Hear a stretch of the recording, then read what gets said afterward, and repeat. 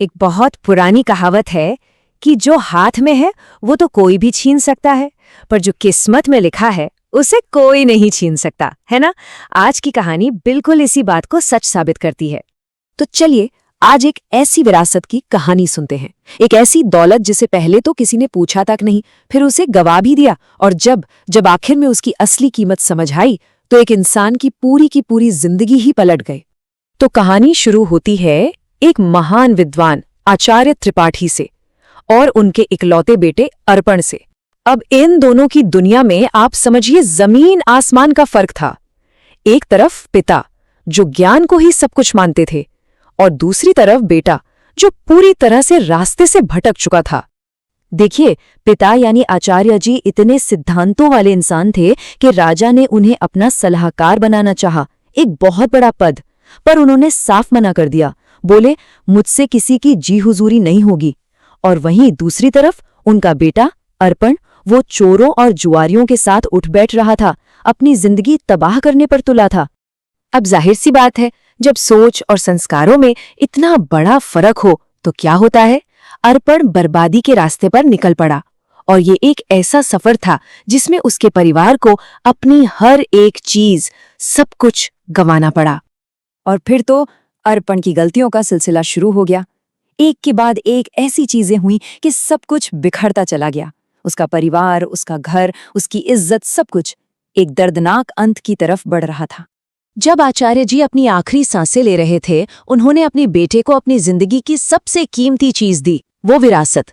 लेकिन सोचिए, अनपढ़ अर्पण के लिए वो क्या था? वो ज्ञान का खजाना, वो बेशकीमती किताब, उसके लिए बस कागज का एक बेकार टुकड़ा थी, इससे ज्यादा कुछ नहीं। अब अर्पण बेघर, बेसहारा एक जंगल में भटक रहा था, और यहीं पर किस्मत ने अपना खेल दिखाया। कुदरत ने कुछ ऐसा किया कि उसके पिता की सालों की मेहनत की असली कीमत एक बिल्कुल अजनबी इंसान के सामने आ गई। अब राजकुमार यंस को संस्कृत तो आती नहीं थी, तो उन्होंने उस अजीब से पन्ने को बस अपनी जेब में रख लिया। उन्हें जरा भी अंदाजा नहीं था, बिल्कुल भी नहीं, कि जो चीज उनकी जेब में है वो आगे चलकर उनकी जान बचाने वाली है। और देखिए, कुछ ही देर बाद राजकुमार को एक खतरनाक कबीले ने पकड़ लिया, और सिर्फ पकड़ा ही नहीं, अपनी देवी को बलि चढ़ाने के लिए चुन भी लिया। अब तो मौत बिल्कुल सामने खड़ी थी।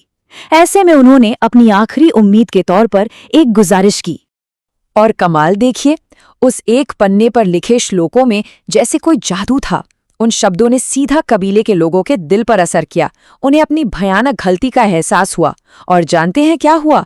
उन्होंने न सिर्फ राजकुमार को जिंदा छोड़ा, बल्कि हमेशा हमेशा के लिए मानव बलि की उस क्रूर प्रथा को भी छोड़ दिया। जब राजकुमार यंस अपने राज्य वापस पहुंचे तो उन्होंने ऐलान करवा दिया कि उस किताब का एक एक पन्ना हजारों सोने के सिक्कों के बराबर है, और बस पूरे राज्य में उस बेशकीमती किताब की खोज बड़े जोर शोर से शुरू हो गई। एक तरफ तो ये सब हो रहा था, और दूसरी तरफ अर्पण बेचारा इन सब बातों से बिल्कुल अनजान, भूखा प्यासा भटक रहा था। और किस्मत उसे खींचकर कहाँ ले आए? उसी राजकुमार यंस के राज्य में, जहां एक ऐसी मुलाकात होने वाली थी जिसकी किसी ने कल्पना भी नहीं की होगी। भूख से इतना बेहाल था अर्पण कि उसने शाही रसोई से रोटी चुरा ली और पकड़ा गया। सोचिए उसकी किस्मत का फेर। उसे राजा के सामने लाया तो गया, पर किसी इनाम के लिए नहीं, बल्कि एक मामूली चोर को दी जाने वाली सजा के लिए। और फिर जैसे ही सिपाहियों ने सबूत दिखाने के लिए उसका थैला जमीन पर उल्टा किया, उस चोरी की रोटी के साथ वही पुरानी पांडुलिपि भी लुढ़क कर बाहर आ गिरी। ठीक उसी वक्त वहां से राजकुमार यंस गुजर रहे थे, और उनकी नजर उस पांडुलिपि पर पड़ी। वो अपनी आंखों पर यकीन नहीं कर पाए। अरे, जिस खजाने को वो महीनों से पूरे राज्य में ढूंढवा रहे थे, वो खजाना एक चोर, एक भिखारी के पास था। राजकुमार ने एक पल भी नहीं सोचा। उन्होंने सीधे अर्पण को उस किताब के बदले 5,000 सोने के सिक्कों की पेशकश कर डाली। सोचिए अर्पण का हाल। जिस किताब को वो रद्दी का टुकड़ा समझ रहा था, उसकी कीमत 5,000 सोने के सिक्के। और बस वही एक पल था। उसी एक पल में अर्पण की पूरी दुनिया बदल गई। उसे जिंदगी में पहली बार ये एहसास हुआ कि उसके पिता उसके लिए क्या छोड़कर गए थे। वो सिर्फ एक किताब नहीं थी, वो एक ऐसी विरासत थी जो किसी भी दौलत से कहीं कहीं ज्यादा कीमती थी। जब राजकुमार ने उस किताब का पहला पन्ना पढ़ा तो उसमें एक शब्द था, अविद्या, यानी अज्ञान या नासमझी। इस एक शब्द ने अर्पण को जैसे अंदर तक हिला कर रख दिया। उसे समझ आ गया, उसकी सारी तकलीफों, सारी मुसीबतों की असली जड़ उसका अनपढ़ होना, उसकी यही अविद्या थी। अब अर्पण सिर्फ अमीर नहीं बना था, उसे अपनी जिंदगी का एक मकसद मिल गया था। उसने तय किया कि वो इस दौलत को अपने ऊपर खर्च नहीं करेगा, बल्कि इसका इस्तेमाल करेगा अज्ञान को मिटाने के लिए, ताकि कोई और बच्चा उसकी तरह ठोकरें ना खाए।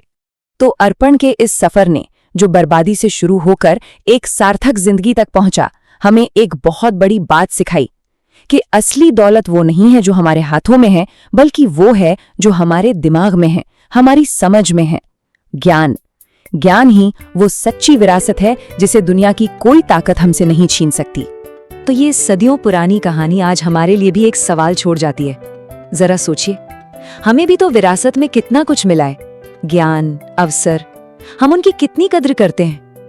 वो कौन सा अनमोल ज्ञान है जो शायद हमारे पास ही है और हमारी जिंदगी को पूरी तरह बदल सकता है?